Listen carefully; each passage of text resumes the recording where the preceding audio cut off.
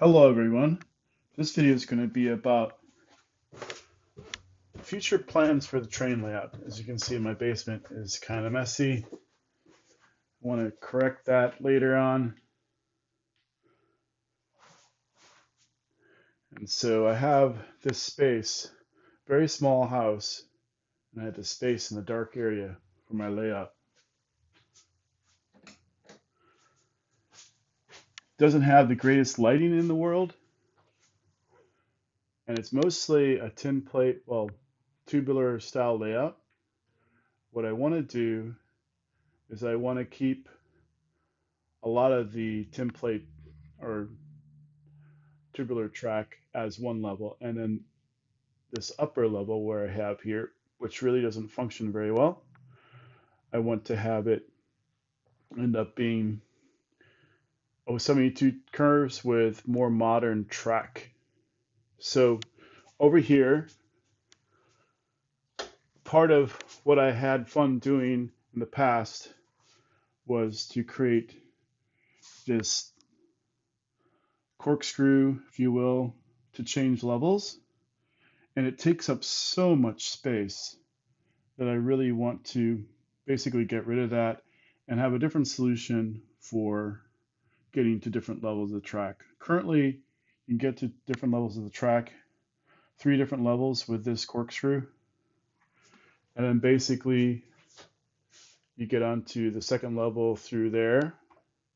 And I always have some trains derail because it's actually an incline in the corkscrew area, but it's straight where the trestle is, and that just doesn't work very well.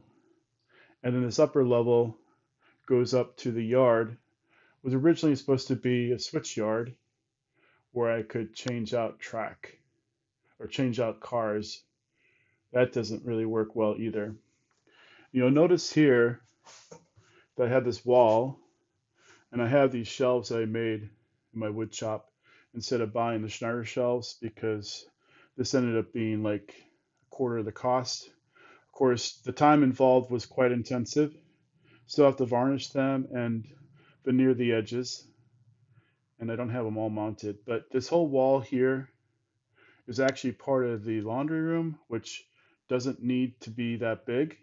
So I'm thinking of taking this wall out, which would give my layout another about 4 feet of space.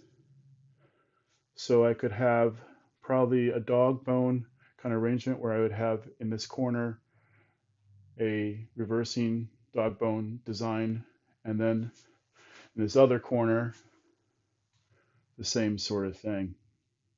So that's the plan I have. And I could talk a little bit about some of the features of the current layout that I want to still incorporate into the new one.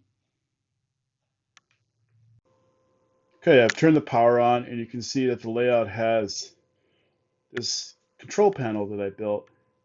It has 32 switches, believe it or not. That's quite a few, and a bunch of uncoupling tracks. For me, operation is really what I enjoy doing. So I have a lot of accessories, and initially this was a conventional layout. All these push buttons basically control track power to different blocks. And these switches I got from a surplus store, basically, I think they were used like in a dishwasher. So this is off. And then one of these is 3 different power settings that I could hook up to different transformer connections.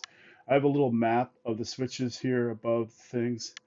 I'm thinking of keeping this control panel or maybe redesigning it later in the future. Um, but I really kind of just love the whole like kind of crazy, so many switches kind of look. It's kind of what I'm after. I really like just operating all the accessories. You can see I have a barrel loader, gas station, uh, radio tower. I had this old thing I got when I was a kid. This drawbridge is kind of fun. It rings a bell. Also changes the power to the track, so it's kind of fun. You have the oil derrick, the windmill. We also have to have, of course, one of these, the bridge. And one of my favorite accessories is this nuclear power reactor. I actually have a car that I built to go with that. The reactor gear is split, but I have a new brass gear to replace it. I might have a video on how to fix that later. Icing station. I have the culvert unloaders, and this one actually needs a new wheel and the motor, and there is a part that you're supposed to get, but they're out in Lionel, so I might 3D print something there. I have Gabe the lamplighter, which is a really popular accessory back when I got started back into trains in the 90s. MTH made some really cool reissues of things that were really hard to get. I have the MTH fire station. I have the cattle loader. I have an original post-war forklift loader, which is a lot of fun. Um, I have the Amtrak command-controlled tie ejector, various, all different kinds of post-war kind of oriented stuff.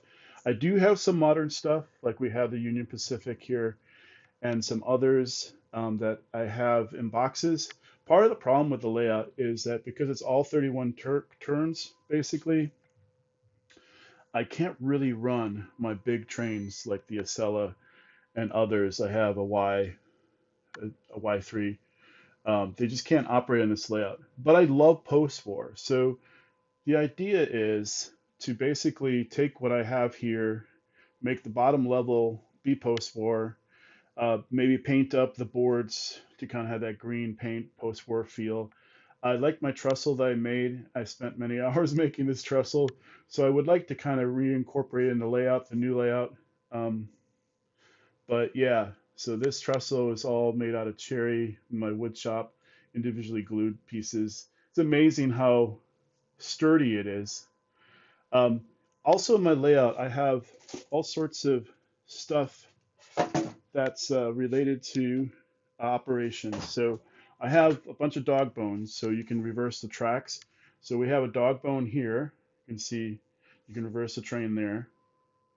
And as we go over, this is a dog bone also that you can't really tell, but this track here makes it a dog bone. So if you follow the track around, it goes back here and then back in, and that's a dog bone. And then I have a dog bone down here for this part. And so, and then on the second level, I have a dog bone here. So I have a lot of fun with trains, running them all over the place. Right now, there are so many trains on the layout itself that operations kind of stalled a little bit. I was planning on getting everything on shelves, but I've kind of run out of room for shelves. So that's part of the reason I want to reconfigure the layout, take the wall out. I can make this whole wall from floor to ceiling trains.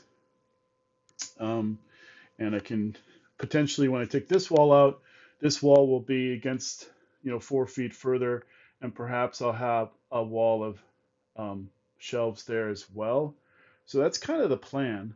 Um, yeah, so I'm pretty excited about getting to this.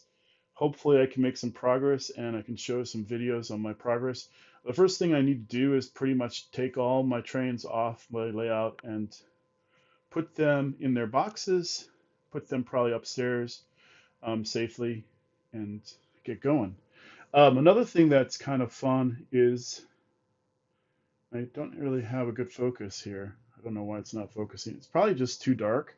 Another thing I want to improve is I just want to improve all the lighting. So I have all sorts of intermediate tracks here that could be powered off when it was in conventional mode. One of my favorite accessories is this wheel and grind shop. It has different things. It has like a little smoking thing where it's steam cleaning. It has over here on the side a little grinding mechanism. Oh, actually, that's the little um, rollers cleaning the cars. And then down here at the end is the grinding shop, which is kind of fun. So that's one of the accessories I really love. These little modules actually are 3 modules that can be put separately apart too as well. So that's really cool accessory too. Yeah, so that's kind of the plan. And we'll see what I can do with this in the future. And hopefully I can get started. I really need to get everything in its boxes and get going. So that's that. You know, while we're looking at this, maybe we should just run some trains for a little bit. And I wanted to show you one of the new trains I got at York this year. And it's this Christmas lighted voltmeter car. And you notice it has a meter and it has it on both sides. And I'll go if I'm in, trying to get my cars into neutral, but it seems like it won't go into neutral. But you can see it reads the voltage. And right now it's at like 6. If you look at the MTH transformer, it's at 7. So it's pretty reasonably accurate and it's got a lot of fun. Got these Route 66 cars many years ago. And I love this car too, this MTH uh, MTH smoking car, hauling car. It's a lot of fun. And then I have the MTH aquarium car with ghosts in it. MTH did a really good job at a lot of their stuff. So I'm pretty impressed with what they have done. And so, yeah, I'm glad that they're still around. Hopefully they'll keep on making some cool stuff. So let me show you one of the problems that I have with the corkscrew. Like I have this Bud car and it goes down the track, as you can see. And the grade's pretty steep on here, but you know, the short train of post-war does okay. Really not the pitch you want. But notice when I get to this point, it crashes into the wall. And part of the problem with the corkscrew designs is these little walls that hold up the things at corners, the trains just run into them. I mean, it was a fun design, but in practice, it really didn't work that well. So I'm disappointed I had to get rid of it because I always had a lot of fun with it. But in practice, it wasn't really that great of an operating experience because it just, you know, it had all sorts of issues. So I mentioned before on this track here where you have entering here, because that's on an angle and the other track is not on an angle, it just can't handle going through there sometimes. So it's got to go. It takes up too much room. Doesn't really operate very well. Also, on the other side of the room is like you want to kind of turn this into a bar again that has a wet sink. I have a bunch of trains on the shelves and end up making that a bar. So hopefully I can have some chairs down here. I already have some Lionel trains for the chairs for the trains, but kind of make it a funner place for company to visit. Because right now all they can do is stand in this corner and look at me in the middle of the layout, which probably not that engaging. I think I'm going to make it so that the layout can be entered through here. So the center area will be accessible. So it'll be kind of going around here and then over to the other side and looping around again. And then it'll be kind of like a big U-shaped layout. If anybody has some kind of suggestions or ideas, it'd be great.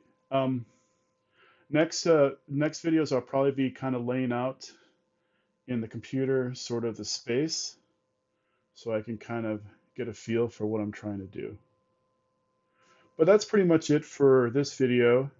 I hope you enjoyed it. Please like and subscribe for more videos. I enjoy doing them and I really get encouraged when people do like and subscribe. See ya.